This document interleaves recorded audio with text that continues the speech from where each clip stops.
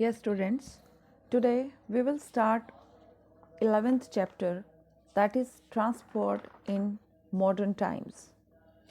Means the means of transport that we are using in modern times that were not available in the olden times. Okay, so this chapter is not means of transport but transport in modern times. Okay, so let's get started. Transport plays an important role in our day to day life. The means of transport help in the movement of raw material to the factories. Raw material कौन सा होता है बेटे?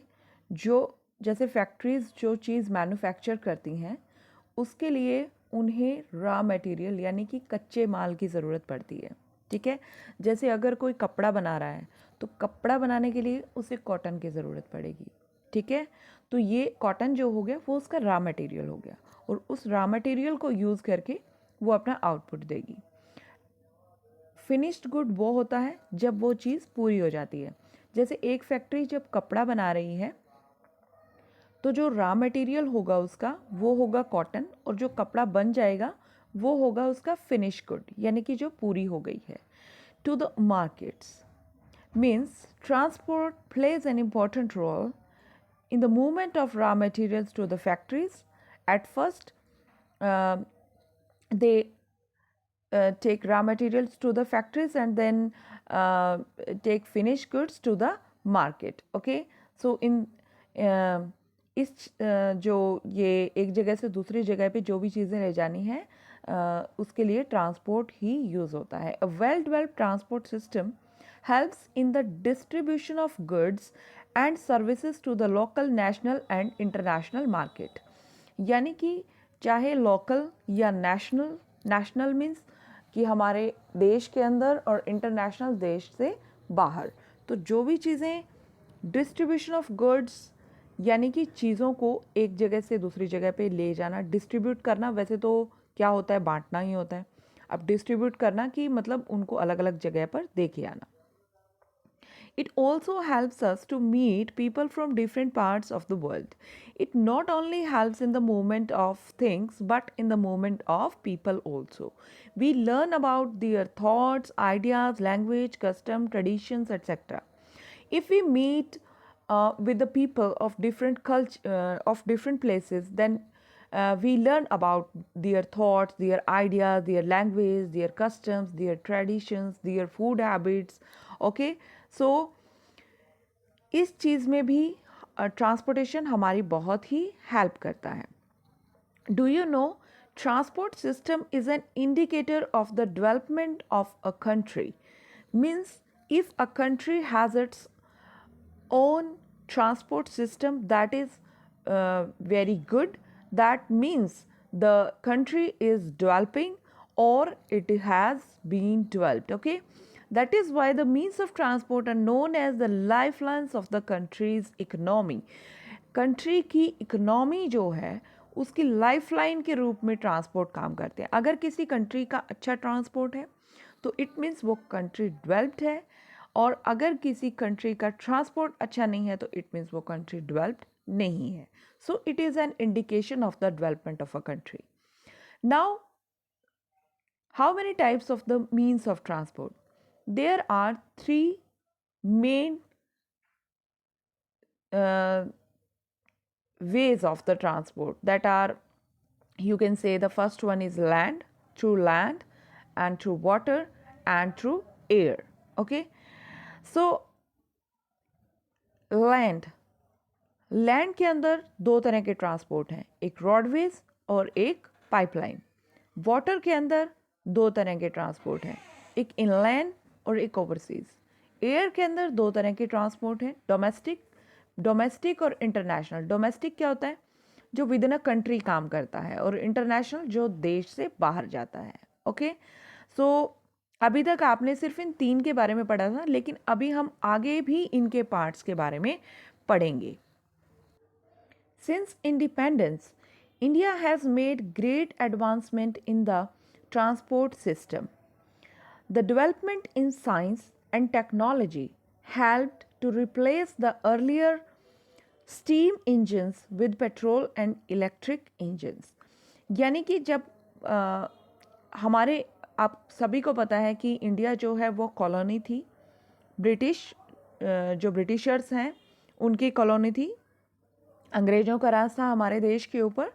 India has made great advancement, लेकिन independence के बाद India ने बहुत ज़्यादा डेवलपमेंट की है, एडवांसमेंट की है हमारे ट्रांसपोर्ट सिस्टम में। जो साइंस और टेक्नोलॉजी के अंदर जो डेवलपमेंट हुई है उसने हमारी हेल्प की है to replace the earlier steam engines. The steam engines were used before independence, means the trains were जो ट्रेन है वो जो मूव करती थी वो स्टीम इंजन, यानी कि उस टाइम स्टीम इंजन वर्क करते थे। तो स्टीम कैसे बनती थी? Coal, coal was used at a large extent. कोयला आपको सबको पता है कि ये नॉन रिन्यूएबल थिंग है, तो ये उस टाइम जो है यूज़ किया जाता था। उससे जो है भाप बनती थी, जब कोयला जलता था तो उससे स्टीम बनती थी और उससे वो इंजन जो है वो चलता था।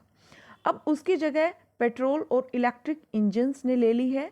अब जो रेलवेज़ है, जो हमारे यहाँ जो भी है इंजन किसी भी चीज़ का है चाहे, अब वो पेट्रोल और इलेक्ट्रिक इंजन यानी बिजली से भी चलता है। In recent times efforts are being made to reduce the consumption of non-renewable sources of energy. As I told you that coal was used at a large extent, and this is non-renewable source of energy. That is why बहुत सारे efforts किए गए हैं, कोशिशें की गई हैं कि इस तरह के जो नॉन रिन्यूएबल सोर्सेज हैं जिनको हम मतलब जल्दी से रिन्यू नहीं कर सकते, उनका कम से कम यूज़ हो।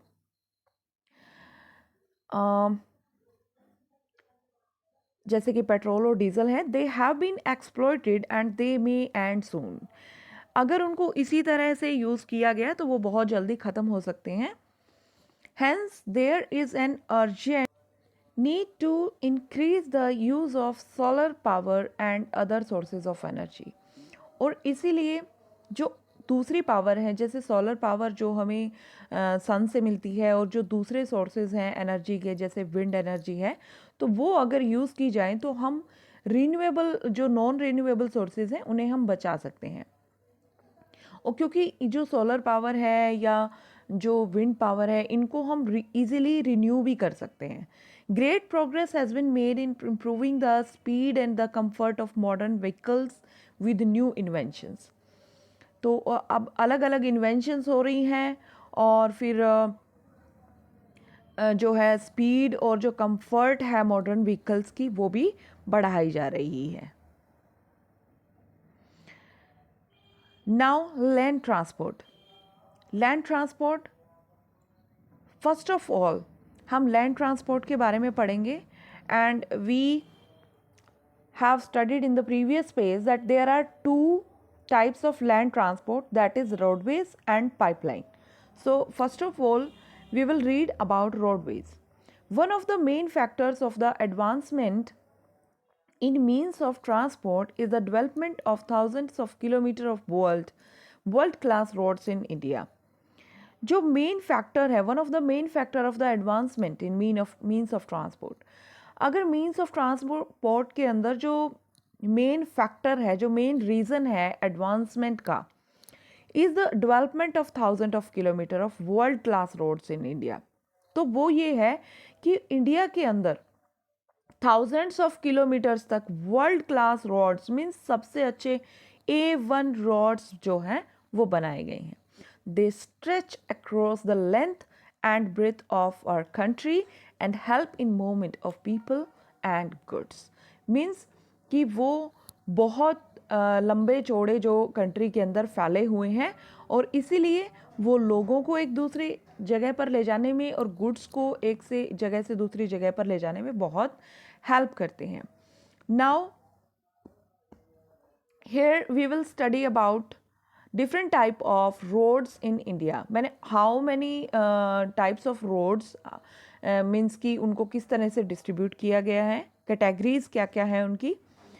First of national highways, then state highways, then district road, village road, border road. Okay, these 5 types of roads are there in India.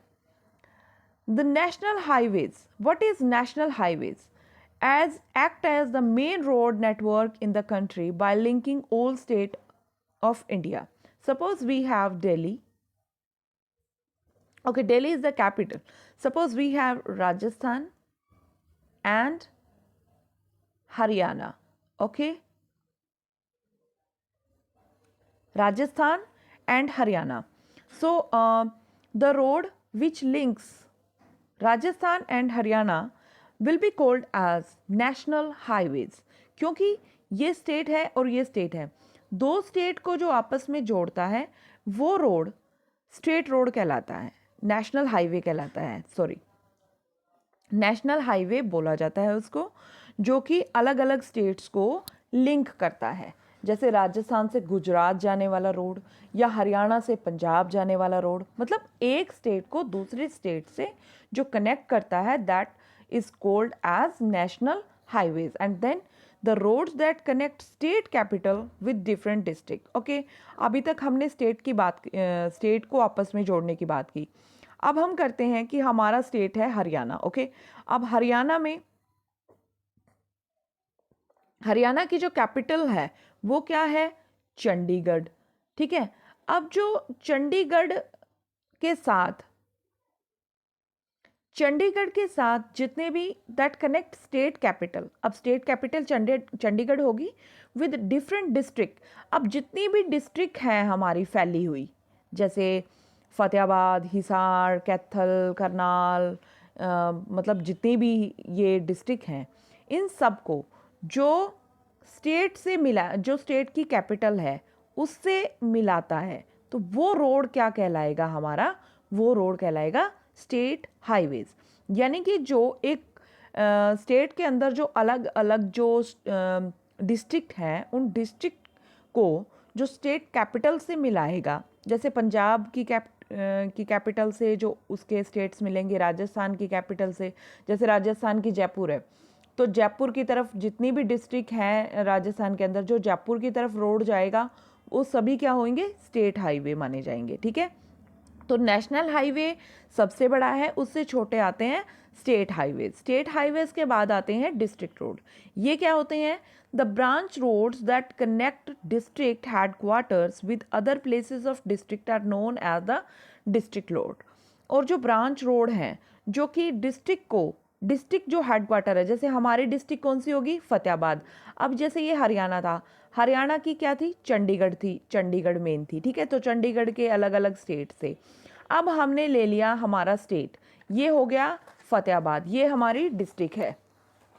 ठीक है, तो फतेहाबाद जो डिस्ट्रिक्ट है वो अब जो डिस्ट्रिक्ट के अंदर क्या होता है? डिस्ट्रिक्ट के अंदर अलग अलग प्लेसेस होते हैं, जैसे टाउन्स हैं, विलेजेस हैं, ये सारे होते हैं. तो जो ये यहाँ से रास्ते जो डिस्ट्रिक्ट की तरफ जाते हैं, ठीक है, उन सबको हम क्या कहेंगे? उन सबको हम डिस्ट्रिक्ट रोड बोलेंगे. ठीक है, फिर then the village road link the villages with town, और विलेज रोड वो होते हैं जो विलेज को टाउन के साथ लिंक करते हैं. And then last one is border road. Border road क्या होते हैं?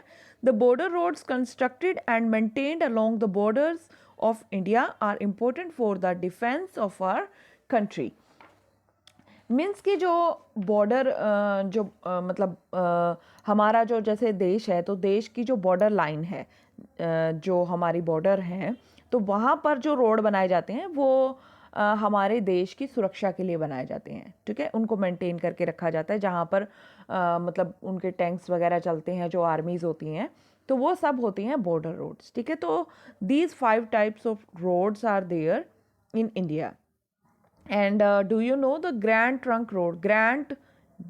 GT road. आपने ग्रैंड ट्रंक रोड तो पता नहीं सुना हो या नहीं सुना, लेकिन जीटी रोड तो आप सबने ज़रूर सुना होगा. जीटी का मतलब ग्रांड ट्रंक. ठीक है, grand trunk road also known as Sher Shah Suri मार्ग. ये हमारे देश में पहले एक राजा हुआ करते थे, उन्होंने बनवाए थे, तो इसीलिए इनका नाम शेर शाह सूरी बन गया. Connects Sonargaon in Bangladesh to Peshawar in Pakistan. ये बांग्लादेश से लेकर, देखो बांग्लादेश हमारे ईस्ट में है और पाकिस्तान हमारे वेस्ट में है, यानी ईस्ट से लेकर वेस्ट तक जो ये रोड है ये जीटी रोड माना जाता है। और ये कहाँ कहाँ से होके जाता है, अब देखिए बांग्लादेश तो हमारे इस साइड में है और पाकिस्तान यहाँ हो गया, तो इंडिया के कौन से जो मतलब जो सिटीज़ हैं जहाँ से ये रोड गुजरता है वो हैं कोलकाता, इलाहाबाद, अंबाला, अमृतसर और फिर पाकिस्तान। ठीक है, तो ये जो बांग्लादेश है, बांग्लादेश से पाकिस्तान के अंदर ये वाली सड़क बनाई गई है लंबी पूरी, और ये यहाँ से होकर गुजरती है। Roads play an important role in national unity. Roads हमारी नेशनल यूनिटी में, यानी हम सबको जोड़े रखने में बहुत इंपॉर्टेंट रोल प्ले करते हैं। Social and economic development of India, और ये हमारी सोशल और इकोनॉमिक डेवलपमेंट के लिए भी बहुत ज़्यादा ज़रूरी है। They also support other means of transport like railways, waterways, airways etcetera. They supply goods and services to those areas where they are required. जहाँ पर चीज़ों की ज़रूरत होती है वहीं पर ये चीज़ों को पहुँचाते हैं। But unfortunately the unrestricted increase in the number of vehicles has created the problems of traffic jams.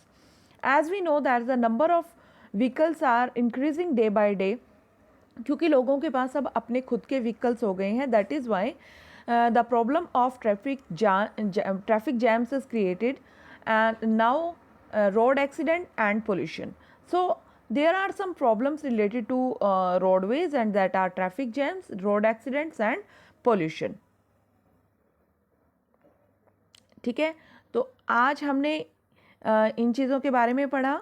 अगली वीडियोस में हम रेलवेज़ और पाइपलाइंस के बारे में पढ़ेंगे और जो वाटर ट्रांसपोर्ट है उसके बारे में पढ़ेंगे। अभी तक आपने ये करना है और इसे रीड करके देखना है। Okay, till then bye bye.